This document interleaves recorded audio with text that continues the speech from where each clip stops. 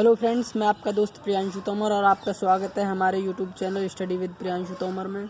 और जैसा कि मैंने आपको पिछली वीडियो में आपका जो काव्यखंड का तृतीय पाठ है, मतलब तीसरा जो पाठ है, उसके जो लेखक हैं जयशंकर प्रसाद जी, उनका जीवन परिचय बताया था। उनके जीवन से जुड़ी हुई घटनाएँ बताई थी, क्या है, क्यों है, कैसे हैं। तो आज हम पहले आपको 2-4 बातें ज़िंदगी के बारे में बताते हैं, क्योंकि ज़िंदगी एक ऐसा सफ़र है जो हमको हार कर, जीत कर, रो कर, हंस कर, मुस्कुरा कर, दुखी होकर, खुश होकर काटना ही पड़ता है। क्योंकि ज़िंदगी मिली है तो वो काटनी पड़ेगी। कब तक काटनी पड़ेगी? जब तक आपको मंजिल नहीं मिल जाती। और मंजिल क्या है आपकी? वो है आपकी मंजिल है मौत।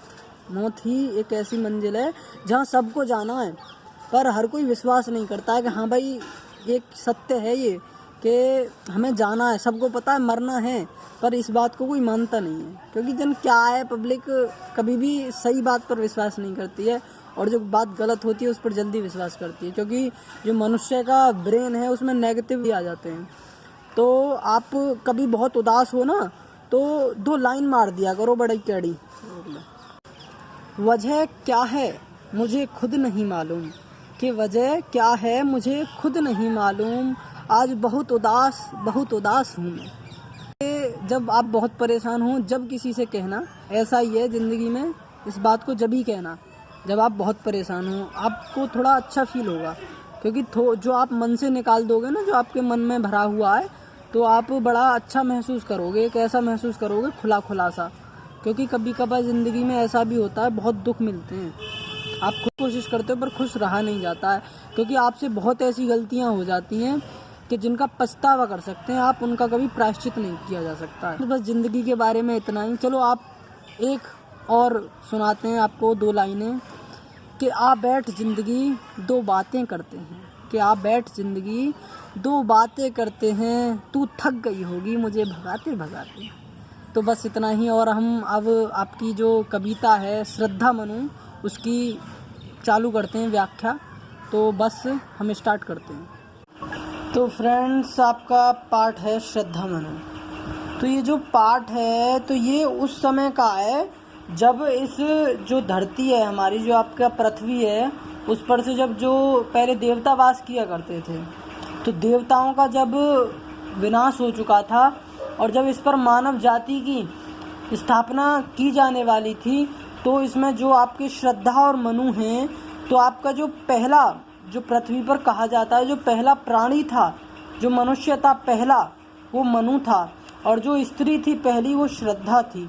तो ये कहानी आपकी यहाँ से शुरू होती है। और जो ये पाठ है आपका, इसमें जो है, इसमें वो उसके बारे में पूछती है श्रद्धा, जो है वो मनु से पूछती है कौन हो तुम। और इसमें जो वेशभूषा है आदि का मतलब वर्णन किया गया है। इसमें वो पूछते हैं कौन हो, क्या हो। और जो लास्ट है, इसमें जो लास्ट है आपका, उसमें ये संसार की उत्पत्ति के बारे में होता है, और कुछ नहीं है इसमें। और चलो हम आपको आगे पढ़ाते हैं और आपका जो चैप्टर है उसकी व्याख्या करते हैं, बताते हैं क्या क्या है, कैसे है, क्यों है। चलो तो हम स्टार्ट करते हैं। तो कौन हो तुम,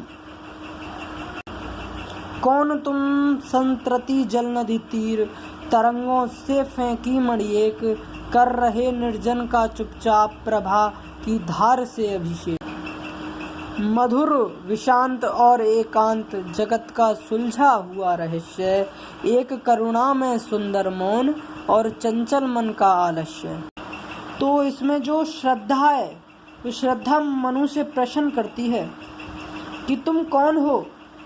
जिस प्रकार सागर की लहरें अपनी तरंगों से मणियाँ को अपने किनारे पर फेंक देती हैं, उसी प्रकार संसार रूपी सागर की लहरों के द्वारा इस निर्जन स्थान में फेंके हुए तुम कौन हो। तुम चुपचाप बैठकर इस निर्जन स्थान को अपनी आभा से उसी प्रकार सुशोभित कर रहे हो, जैसे सागर तट पर पड़ी हुई मणि उनके निर्जन तट को अलौकिक करती है। श्रद्धा कहती है कि हे अपरिचित, तुम मुझे मधुरता, थकावट और नीरवता से परिपूर्ण इस संसार में सुलझे हुए रहस्य की भांति प्रतीत हो रहे हो। अपरिचित होने के कारण तुम रहस्यमय हो फिर भी तुम्हारी मुखाकृति के भाव तुम्हारे रहस्य को सुलझा रहे हैं। तुम सुंदर और मौन रूप करुणा से परिपूर्ण हो। तुम्हारे चंचल मन ने आलस्य धारण कर लिया है। तो ये जो आपका पैराग्राफ है इसमें इतना ही है। मतलब जो आपका पैराग्राफ है उसमें श्रद्धा जो मनु से कहती है कि तुम इस नदी के तट पर अकेले क्यों हो, मतलब चुपचाप हो, पर तुम्हारी जो मुख का जो तेज है वो तुम्हारी हर चीज का व्याख्यान कर रहा है, बता रहा है कि तुम कौन हो, कैसे हो, तुम बहुत सुंदर हो। तो वो इस प्रकार से इसमें कहती है। सुना यह मनु ने मधु गुंजार, मुग्धकारी कासा जब सानंद, किए मुख नीचा कमल समान, प्रथम कवि का ज्यों सुंदर छंद, एक छटका सा लगा सहर्ष, रखने लगे लुटे हैं कौन, गा रहा यह सुंदर संगीत, कुतूहल रह न सका फिर मौन। तो इसमें जो आपके हैं, कौन है आपके, जो मनु हैं, तो जब श्रद्धा ने मनु से उनका परिचय पूछा तब जीवन से निराश उस निर्जन प्रांत में श्रद्धा का मधुर स्वर उन्हें भौरों की मधुर गुनगुन के समान आनंद प्रदान करने वाला लगा। अनजान व्यक्ति से मिलने के कारण लज्जावश श्रद्धा ने अपना सिर नीचे झुका रखा था और वह अपना मुख नीचे किए पृथ्वी को देख रही थी। तब उसका वह झुका हुआ मुख मनु को ऐसा मनोहर प्रतीत हुआ मानो कोई खिला कमल नीचे। जब अचानक प्रकट हुई अपूर्व सुंदरी श्रद्धा को देखा तो उन्हें खुशी का एक झटका सा लगा।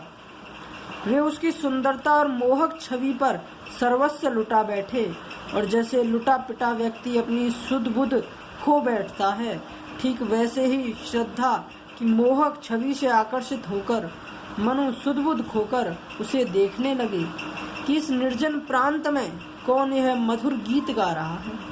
तब वे अपने मन को अपने वश में न रख सके और उससे श्रद्धा के विषय में सब कुछ जान लेने का कौतूहल जाग उठा। कौतूहल होता है जिज्ञासा, किसी बात की ललक, उसे ही कौतूहल या जिज्ञासा बोलते हैं। और देखा वह सुंदर दृश्य, नयन का इंद्रजाल अभिराम, कुसुम वैभव से लता समान, चंद्रिका से लिपटा घनश्याम, हृदय की आकृति बाहम उदार, एक लंबी काया उन्मुक्त, मधु पवन क्रीणित जो शिशुशाल, सुशोभित हो सौरभ संयुक्त। कि जब मनु ने कौतूहलवश ऊपर की ओर देखा तो उन्हें सौंदर्य से परिपूर्ण श्रद्धा अपने निकट खड़ी हुई दिखाई दी। यह एक अभूतपूर्व और सुंदर दृश्य था। इस दृश्य उनके नेत्रों को जादू के समान अपनी ओर आकर्षित कर रहा था। मनु ने श्रद्धा को देखा तो उन्हें लगा कि वह फूलों से लदी हुई सौंदर्यमयी लता के समान है। उन्होंने अनुभव किया कि जैसे चंद्रमा की शीतल चांदनी से लिपटा हुआ बादल का कोई टुकड़ा उसके सामने खड़ा है। श्रद्धा के शरीर का अधिकांश भाग खुला हुआ था और उसकी देहाष्ट्री शरीर पर्याप्त लंबी थी। उसे देखकर ऐसा आभास हो रहा था मानो वह उदार और विस्तृत हृदय की प्रतिमा मूर्ति हो, अर्थात विस्तृत और उदार हृदय के समान ही उसका शरीर भी विशाल और लंबा था। मधुर वार्तालाप के समय श्रद्धा का वह लंबा और सुंदर शरीर वसंत की सुगंधित और मंद मंद बहने वाली पवन के साथ उठखेलियां करता हुआ साल के छोटे वृक्ष के समान सुगंध से परिपूर्ण होकर वहां शोभायान था। तो आगे आपका मृषण गंधार देश के नील रोम वाले मेषों के चर्म ढक रहे थे, उसका वपु कांत बन रहा था वह कोमल वम्र।